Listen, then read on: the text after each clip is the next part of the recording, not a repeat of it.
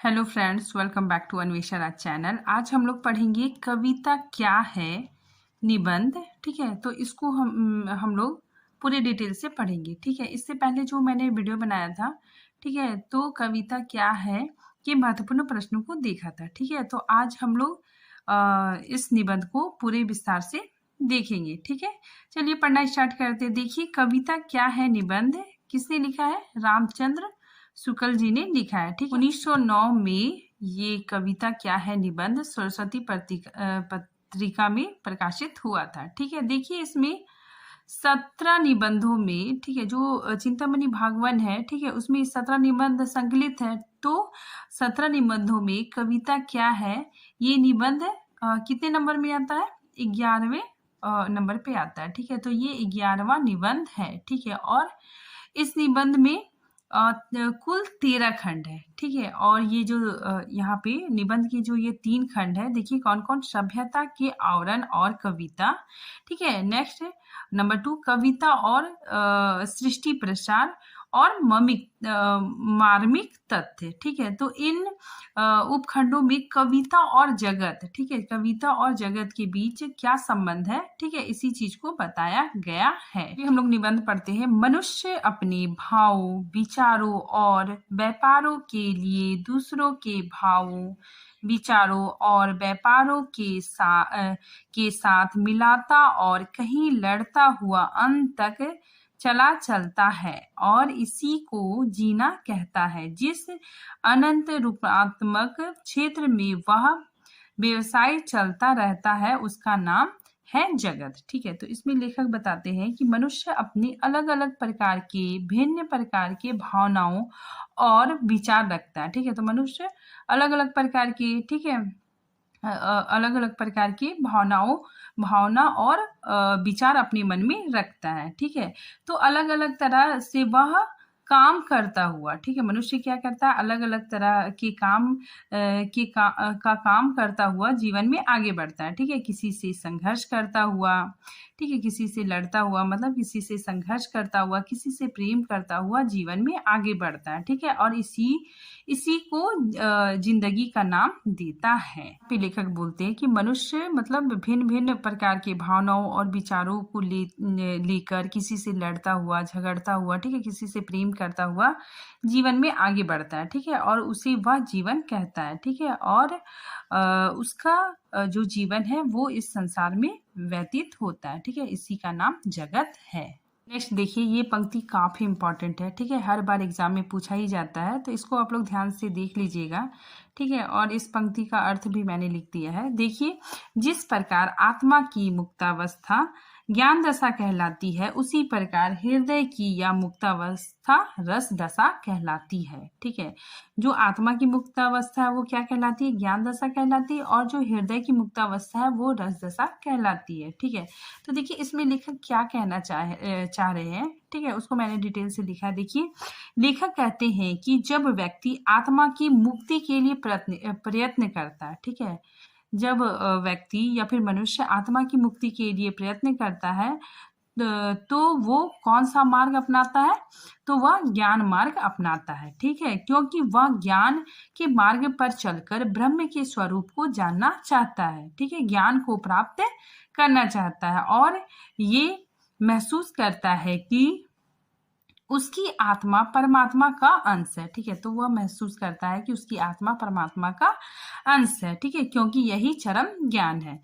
जब वह, देखिए ये काफी इंपॉर्टेंट है, जब वह आत्मा की मुक्ति की बात करता है तो उसकी आत्मा की मुक्ति को ज्ञान दशा कहते हैं। ठीक है, तो जब वह आत्मा की मुक्ति की बात करता है तो उसकी आत्मा की मुक्ति ज्ञान दशा कहलाती है। ठीक है, लेकिन जब व्यक्ति अपने सुख दुख से ऊपर उठकर अपने हृदय की मुक्ति का अनुभव करता है तब उसे हृदय की मुक्तावस्था को रस दशा कहते हैं। ठीक है, तो वो हृदय की मुक्ति का अनुभव करता है। ठीक है, तब हृदय की मुक्त अवस्था को क्या कहते हैं? रस दशा कहते हैं। ठीक है, यानी सृष्टि के कण कण के सुख और दुख को अपने भीतर महसूस करता है। ठीक है, तो अपने भीतर महसूस करना रस दशा कहलाता है। आगे देखिए ये पंक्ति भी काफी इंपॉर्टेंट है, ठीक है। एग्जाम में ये पंक्ति पूछा गया था कि ये कहाँ से मतलब लिया गया है। देखिए, हृदय की इसी मुक्ति की साधना के लिए मनुष्य की वाणी जो शब्द विधान करती आई है,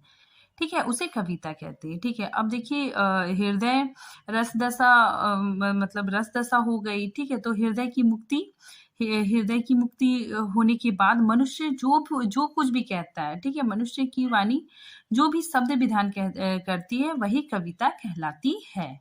यहाँ पे देखिए इसके अर्थ को मैंने पूरे मतलब डिटेल से लिख दिया है, ठीक है, क्योंकि सिर्फ पढ़ने से समझ में नहीं आता है, ठीक है। इसको मतलब इसको थोड़ा सा विस्तार से, ठीक है, इसका मीनिंग समझ के अगर हम पढ़ते हैं तो मतलब अच्छे से समझ में आ जाता है, ठीक है। तो देखिए इसका अर्थ, मुक्ति की साधना रस दशा है, ठीक है। जब हृदय इस रस दशा में पहुंच जाता है तब व्यक्ति के मुख से जो शब्द निकलते हैं, ठीक है, वो शब्द कविता होते हैं, ठीक है, कविता बन जाते हैं, ठीक है।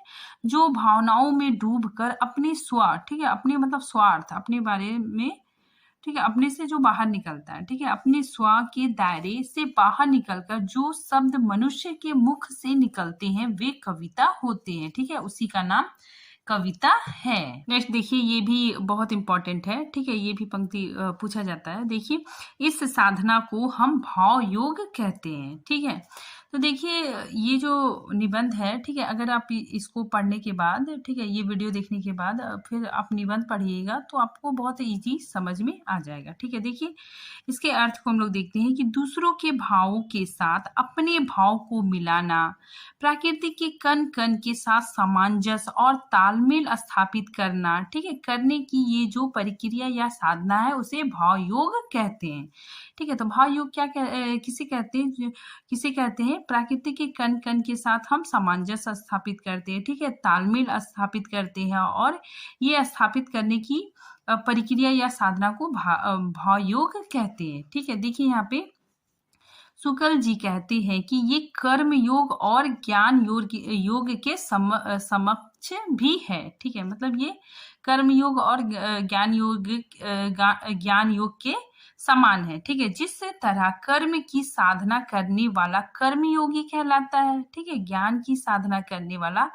ज्ञान योगी कहलाता है, उसी तरह भाव की साधना करने वाला, ठीक है, भाव की साधना करने वाला, ठीक है, या हृदय की मुक्ति की साधना करने वाला भाव योग कहलाता है, ठीक है। यानी भाव योग शुक्ल जी के अनुसार कर्म योग और ज्ञान योग के बराबर ही महत्वपूर्ण है, ठीक है।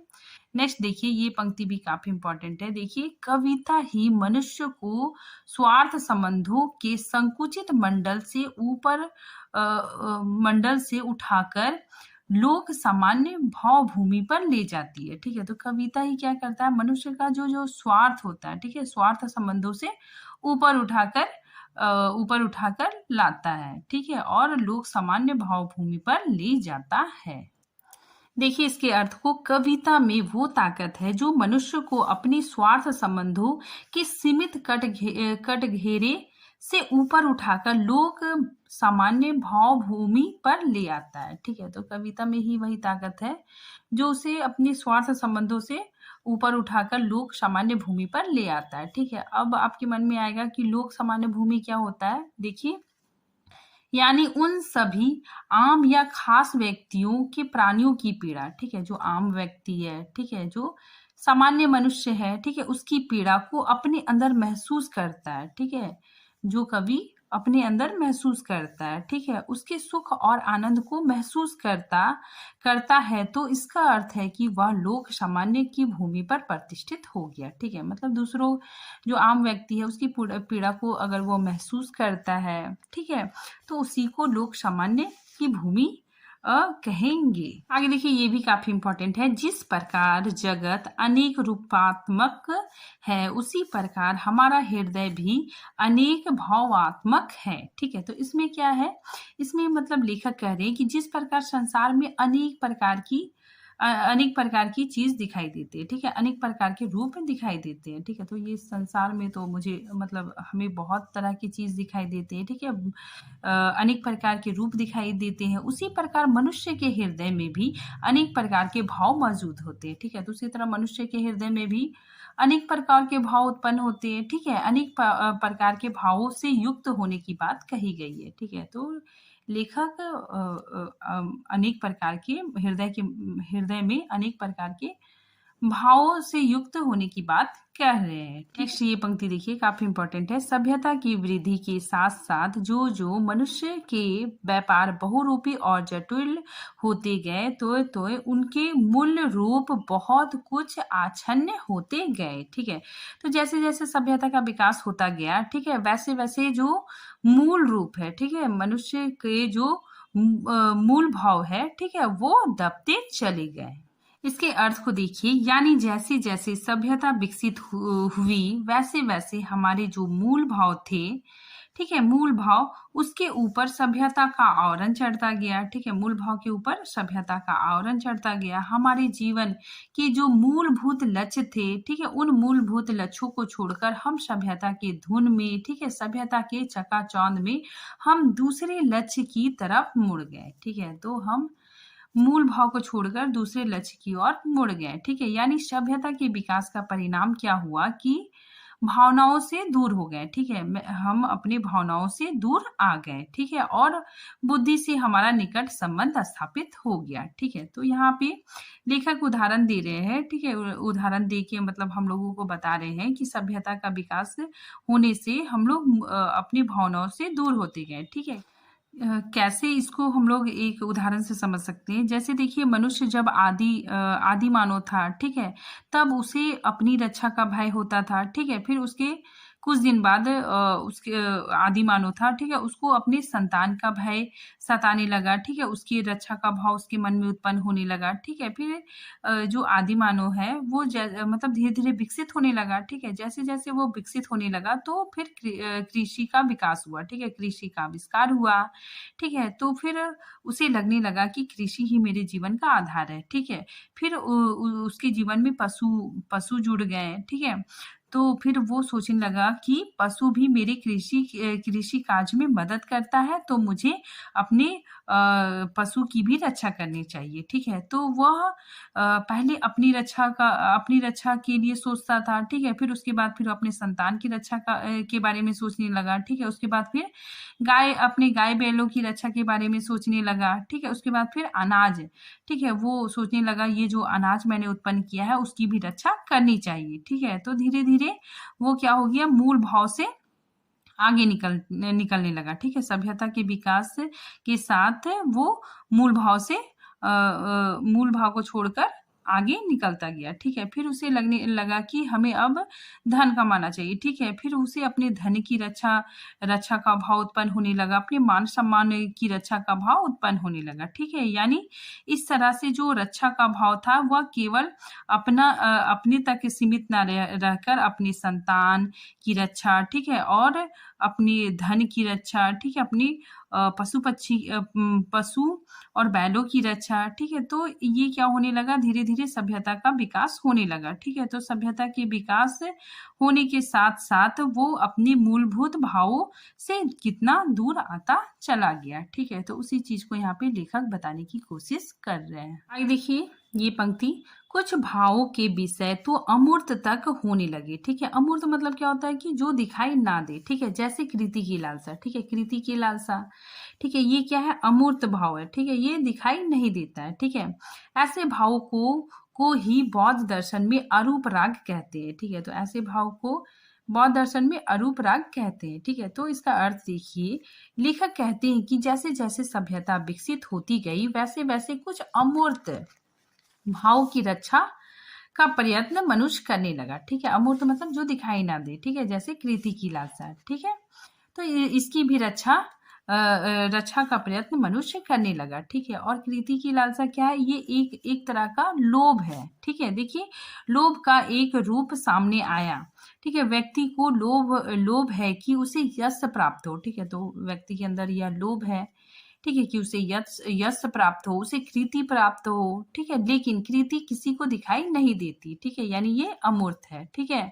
उसे उसे उसे हम केवल और केवल अनुभव कर सकते हैं, ठीक है। ये जो कृति है, यश है, इसे ये दिखाई नहीं देती, इसे हम लोग सिर्फ महसूस कर सकती है। ठीक है, तो ऐसे अमूर्त भाव की रक्षा का भाव भी व्यक्ति के हृदय में उत्पन्न होने लगा। ठीक है, जब वह सभ्यता के विकास के साथ आगे बढ़ता गया। ठीक है, तो सभ्यता के विकास के साथ अमूर्त अमूर्त चीजों का भी रक्षा का भाव मनुष्य के अंदर होने लग गया। ठीक है, नेक्स्ट देखिए, ऐसे भावों को बौद्ध दर्शन में अरूप राग कहते हैं। ठीक है, अब देखिए अरूप राग क्या होता है कि जिसका कोई रूप ना हो। ठीक है, ऐसी चीजों के प्रति राग यानी लगाव। ठीक है, मतलब जिसका कोई रूप ना हो और ऐसी चीजों के प्रति हमारा प्रेम। ठीक है, बौद्ध दर्शन में इसको क्या कहते हैं, अरूप राग। ठीक है, देखिए इसका अर्थ है अरूप राग यानी जिसका कोई रूप ना हो। बौद्ध दर्शन में इस अमूर्त के प्रति आत्मीयता का भाव उसे अरूप राग कहकर संबोधित किया है। ठीक है, तो लेखक ने इसे अरूप राग कहकर संबोधित किया है। नेक्स्ट देखिए, काव्य दृष्टि में कोई भेद नहीं है। भेद है केवल विषय के थोड़ा सा रूप बदलकर आने का। इसी रूप बदलने का नाम है सभ्यता। ठीक है, तो यहाँ पे देखिए लेखक कहते हैं कि जिस तरह से यह क्रोध अपने आकार बदलकर आता है। ठीक है, इसी तरह से सभ्यता के साथ साथ आगे बढ़ते बढ़ते हमारे मनोभावों ने अपने मूल को बदल लिया है। ठीक है, तो ये देखिए यहाँ पे लेखक कह रहे हैं कि सभ्यता कोई बुरी चीज नहीं है। ठीक है, सभ्यता के कारण जितना रौद्र या क्रोध, ठीक है, क्रोध रूप हमारे सामने आ सकता था वो नहीं आता है। ठीक है, मान लीजिए हमको बहुत गुस्सा आ रहा है। ठीक है, तो गुस्सा के कारण जो रौद्र रूप है, ठीक है, घृणित रूप है, वो वापस नहीं आता है। ठीक है, मतलब वो उतना उभर कर नहीं आता है। ठीक है, क्योंकि हम सब हो गए हैं। ठीक है, जो छीन खसोट मारपीट, ठीक है, ये सारे घृणित भाव, ठीक है, रौद्र रूप सामने नहीं आता है। ठीक है, क्योंकि हम लोग सब हो गए हैं। ठीक है, और वाक युद्ध के रूप में सामने आता है। ठीक है, मतलब हम लोग बोल के ही किसी को कुछ कहते हैं। ठीक है, तो इसमें क्या है, शालीनता और सभ्यता बरकरार रहती है। ठीक है, यानी मनोभाव, ठीक है, हमारा जो मनोभाव है वो अपना रूप बदलकर हमारे सामने आता है। ठीक है, इसी रूप बदलने का नाम सभ्यता है। नेक्स्ट पंक्ति देखिए, जो जो हमारी वृत्तियों पर सभ्यता के नए नए आवरण चढ़ते जाएंगे तोय तोय एक और तो कविता की आवश्यकता बढ़ती जाएगी और दूसरी और कवि कर्म कठिन होता जाएगा। ठीक है, तो यहाँ पे देखिए कविता की आवश्यकता बढ़ जाएगी। ठीक है, क्योंकि हम किसी भी घटना, ठीक है, जो भी घटना घटित हो रहा है उसे अत्यंत मर्मस्पर्शी ढंग से समाज के सामने प्रस्तुत कर सकते हैं ताकि वो उनकी भावनाओं को दिशा दे सके। ठीक है, कवि क्या करे, उन भावनाओं को दिशा दे सके। ठीक है, इसीलिए कविता की आवश्यकता बढ़ती जाएगी। ठीक है, ताकि मनुष्य अपने मूलभूत भावनाओं के साथ जुड़ाव को जान सके, ठीक है, महसूस कर सके। साथ ही कवि कर्म कठिन होता जाएगा। ठीक है, यहाँ पे लेखक बता रहे हैं कि कवि कर्म कठिन होता जाएगा। ठीक है, क्योंकि उन्हें उनके मूल कारण तक पहुंचाने के लिए बहुत सारे पर्दों को हटाना पड़ेगा। ठीक है, तो लेखक बता रहे हैं कि कविता की आवश्यकता बढ़ेगी। ठीक है, क्योंकि जो घटना घटित हो रहा है, ठीक है, उसको कवि को बहुत ही स्पर्शी ढंग से समाज के सामने प्रस्तुत करना पड़ेगा। ठीक है, और साथ ही साथ कवि का जो कर्म है वो भी कठिन होता जाएगा। ठीक है, क्योंकि कवि को क्या करना पड़ेगा, मनुष्य का जो मूलभूत आवश्यकता है, ठीक है, मनुष्य के मूल कारणों तक पहुंचाने के लिए उसे बहुत सारे पर्दे हटाने पड़ेंगे। ठीक है, तो मनुष्य का जो संबंध है वो मतलब पशु पक्षी से, पेड़ पौधे से है। ठीक है, तो ये क्या है, मनुष्य के लिए उसका मूल संबंध है। ठीक है, तो कवि को उस चीज से जोड़ते हुए कविता करना पड़ेगा। ठीक है, इसीलिए उसका कार्य काफी कठिन हो जाएगा।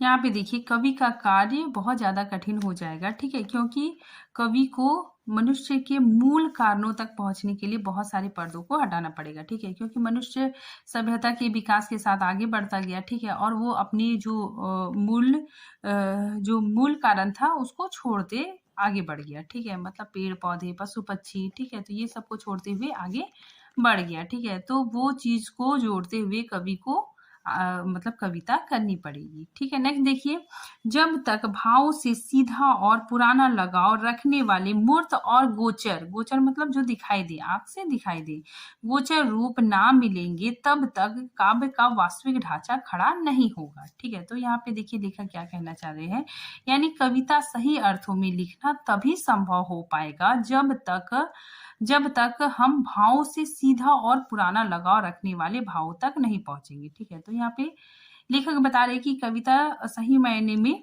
लिखना तभी संभव होगा जब क्या होगा कि हम अपने भाव से सीधा, ठीक है, अपने भाव से सीधा और पुराना लगाव, ठीक है, पुराना लगाव जो हम लोग आदि मानव थे, ठीक है, पेड़ पौधों से जो लगाव रखते थे, तो पुराना लगाव रखने वाले भाव से जुड़ेंगे। नेक्स्ट देखिए, काव्य में अर्थ ग्रहण मात्र से काम नहीं चलता, बिंब ग्रहण अपेक्षित है, अपेक्षित है मतलब जरूरी है। ठीक है, अपेक्षित होता है। यह बिंब ग्रहण निर्दिष्ट गोचर और मूर्त विषय का ही हो सकता है। ठीक है, तो देखिए बिंब ग्रहण मतलब क्या होता है ना कि पूरा का पूरा दृश्य पाठक के सामने साकार हो जाना चाहिए। ठीक है, जैसे देखिए कोई कवि है, ठीक है, तो वो लिख रहा है कि एक नदी है, ठीक है, नदी में पानी बहुत वेग से बह रहा है, ठीक है, और उसमें एक कछुआ भी बहुत तीव्र गति से बह रहा है, तो हमारे आंखों के सामने नदी का दृश्य उत्पन्न हो गया। ठीक है, और नदी के वेग का दृश्य उत्पन्न हुआ, कछुआ का दृश्य उत्पन्न हुआ, तो वो वही बिंब ग्रहण होता है। ठीक है, कि पूरा का पूरा दृश्य पाठक के सामने साकार हो जाना चाहिए। ठीक है, और अर्थ ग्रहण क्या होता है,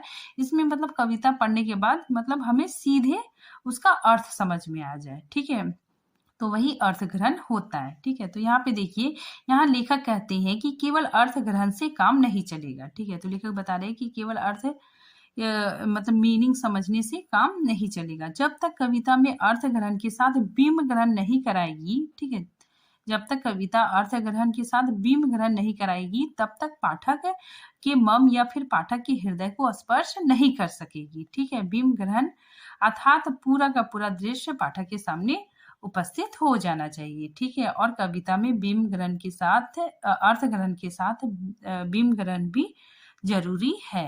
आगे देखिए, यह बिंब ग्रहण निर्दिष्ट गोचर और मूर्त विषय का ही हो सकता है। ठीक है, तो यहाँ पे जो बिंब ग्रहण है, ठीक है, वो गोचर मतलब आंखों से जो दिखाई देता है, ठीक है, मूर्त चीजों का ही हो सकता है। ठीक है, तो देखिए इसका अर्थ बिंब किसका हो सकता है, जिस चीज को हम जानते हैं, ठीक है, उसे हमने कभी देखा हो, ठीक है, तो उसी का बिंब ग्रहण होगा।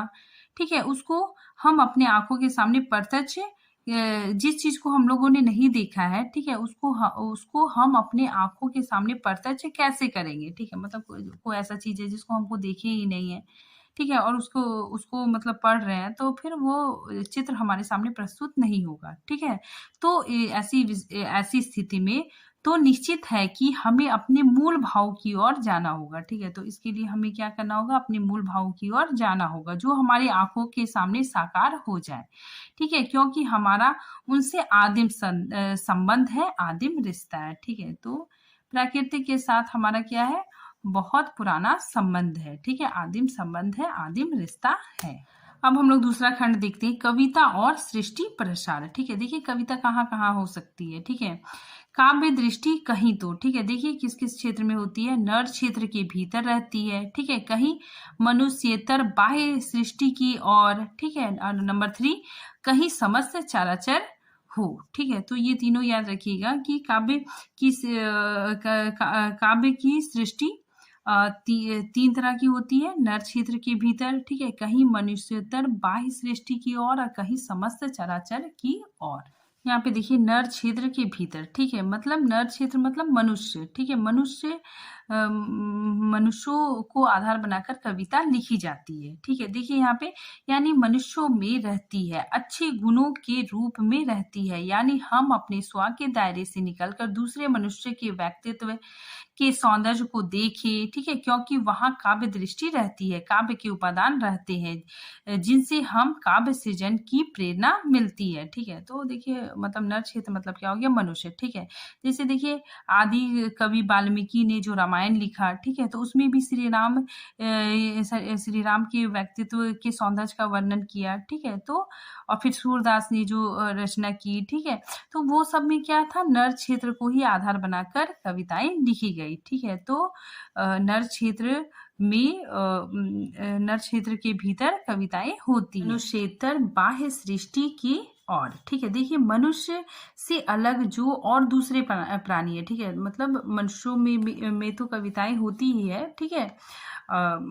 इससे अलग मतलब मनुष्यों से अलग जो दूसरे प्राणी है, ठीक है, जैसे जीव जंतु, ठीक है, पशु पक्षी, अन्य बहुत सारे जीव जंतु है, उन सब में भी काव्य सृष्टि होती है, ठीक है, तो उन सब में भी कविताएं होती है, काव्य सृष्टि होती है, ठीक है। नेक्स्ट देखिए, कहीं समस्त चराचर हो, ठीक है, अब समस्त चराचर मतलब जो अचेतन है, ठीक है, जो निर्जीव वस्तु है, ठीक है, उन तत्वों में भी काव्य दृष्टि निवास करती है, ठीक है, जो निर्जीव वस्तु है, ठीक है, उन चीजों को आधार बनाकर भी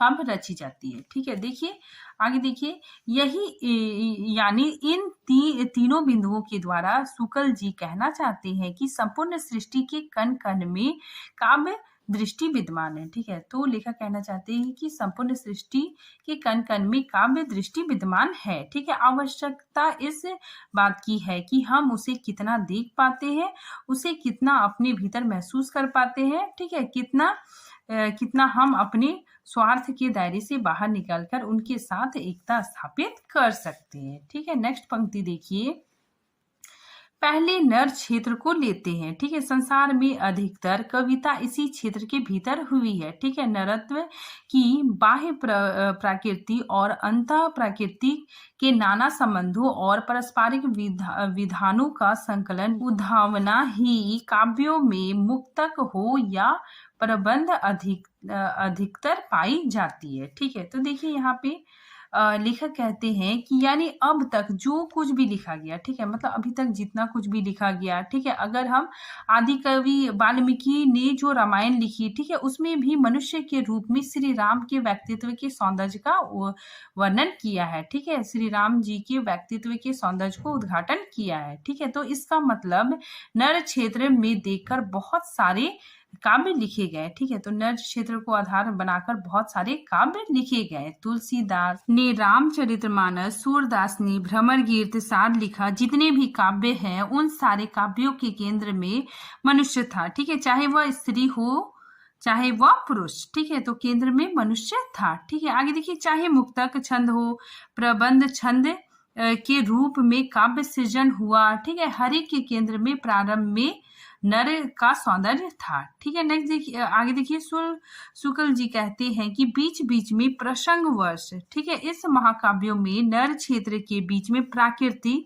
और प्राकृतिक के अन्य तत्वों की और चराचर जगत को भी शामिल किया गया, ठीक है, तो प्राकृतिक का भी वर्णन हुआ, ठीक है, चराचर जगत मतलब जो अचेतन, ठीक है, निर्जीव वस्तु है, ठीक है, वो सब का भी वर्णन किया गया, उसे भी शामिल किया गया है, ठीक है, उसके सौंदर्य को भी प्रस्तुत किया गया है, पर प्रमुख रूप से नर क्षेत्र से जुड़ा हुआ ही रचनाएं हुई।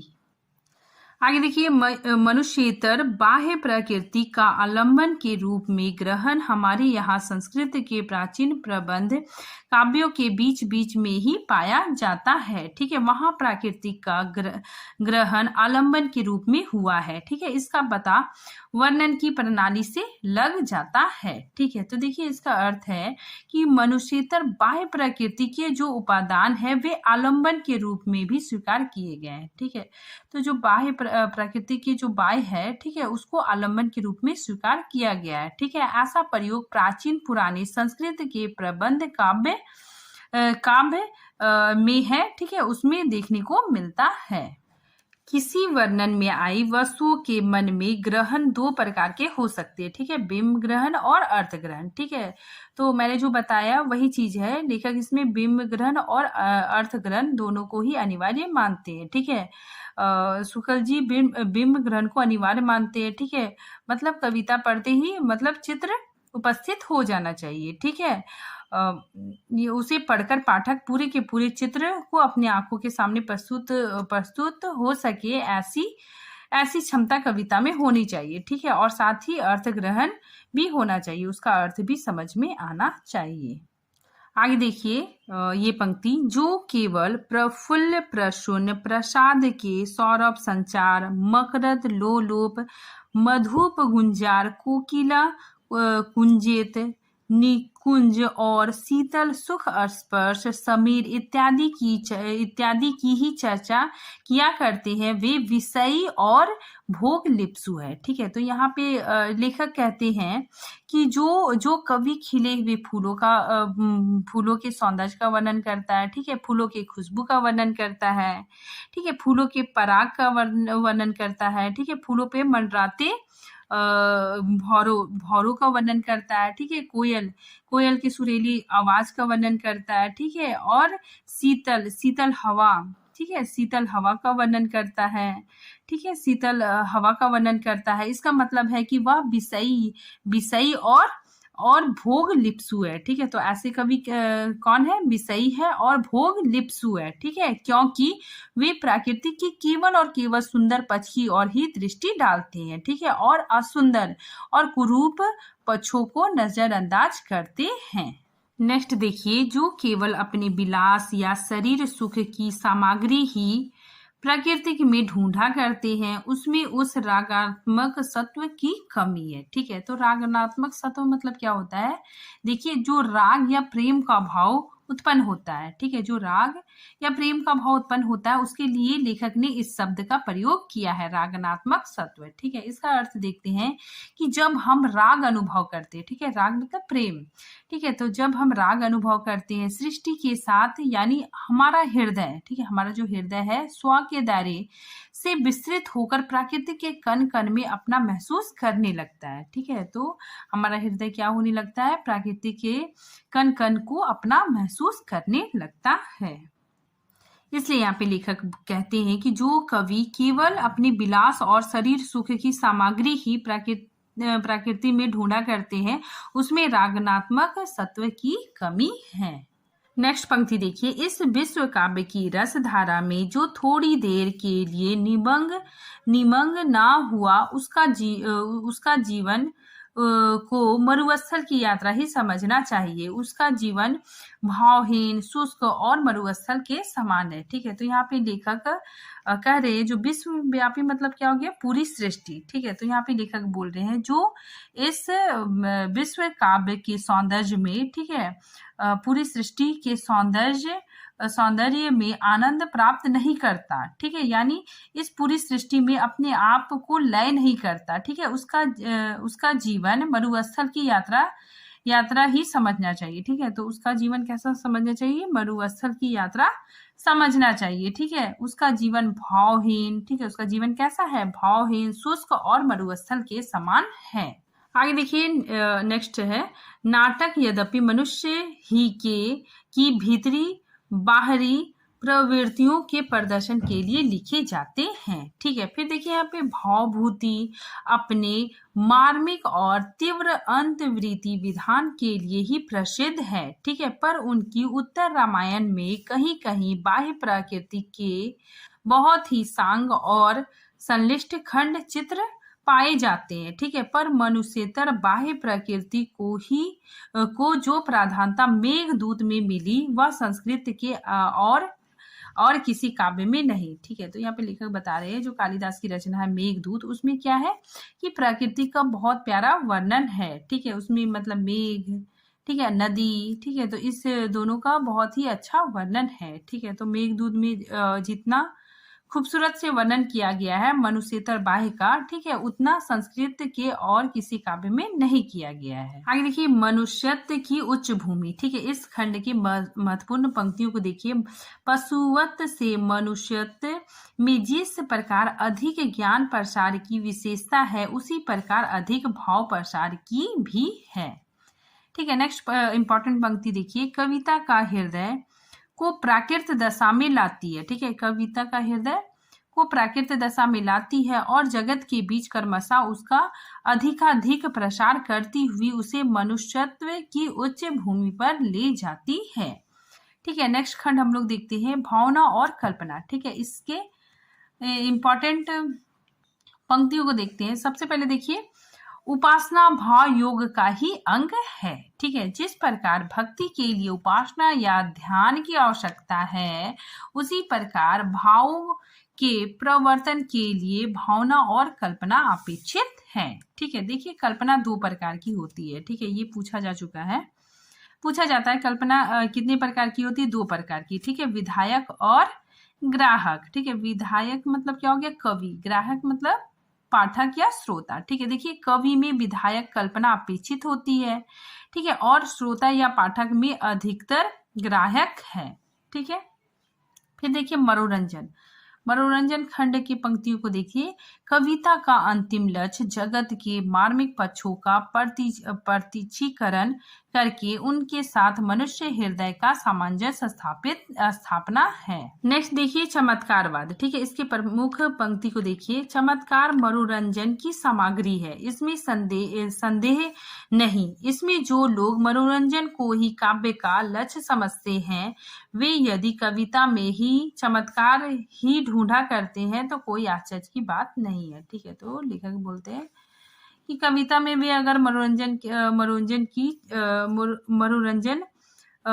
को ढूंढते हैं तो कोई भी आश्चर्य की बात नहीं है। ठीक है, फिर देखिए ये काफी इंपॉर्टेंट है, ये लाइन पूछा जाता है एग्जाम में कि नाद सौंदर्य से कविता की आयु बढ़ती है। ठीक है, ये किसका कथन है, तो आचार्य रामचंद्र शुक्ल जी का कथन है। देखिए कविता पर अत्याचार। ठीक है, इस खंड की महत्वपूर्ण पंक्तियों को देखते हैं। देखिए सबसे पहले कविता पर अत्याचार भी बहुत कुछ हुआ है। ठीक है, तो लेखक बोलते हैं कि कविता पे बहुत अत्याचार हुआ है। ठीक है, लोभियों, स्वार्थियों और खुशामंदियों ने उसका गला दबाया है। ठीक है, गला दबाकर कहीं अपात्रों के असामान्य पर चढ़ने वाली स्थिति कराई है। ठीक है, और कहीं द्रव्य ना देने वाले की निराधार निंदा करवाई है। ठीक है, नेक्स्ट देखिए दूसरी इंपॉर्टेंट पंक्ति है। सच्चे कवि राजाओं की सवारी ऐश्वर्य की सामग्री में ही सौंदर्य नहीं ढूंढा करते। ठीक है, तो लेखक जो बोलते हैं जो सच्चे कवि है, सहृदय कवि है, वे केवल राजाओं की सवारी, ठीक है, ऐश्वर्य की सामग्री में ही सौंदर्य नहीं ढूंढा करते। ठीक है, बल्कि प्रकृति के हर चीज में,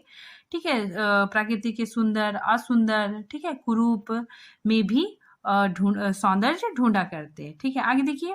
वे फूस के झोपड़ों, धूल मिट्टी में सने किसानों, बच्चों के मुंह में चारा डालते हुए पक्षियों, दौड़ते हुए कुत्तों और चोरी करती हुई बिल्लियों में कभी कभी ऐसे सौंदर्य का दर्शन करते हैं, ठीक है, जिसकी छाया भी महलों और दरबारों तक नहीं पहुंचती। ठीक है, तो लेखक बताते हैं कि इन चीजों में भी सौंदर्य के दर्शन होते हैं। ठीक है, इसका भी बहुत ही प्यारा वर्णन होता है। ठीक है, जितना महलों और दरबारों में नहीं मिलता। आगे देखिए कविता की आवश्यकता। ठीक है, इस खंड की महत्वपूर्ण पंक्तियों को देखिए।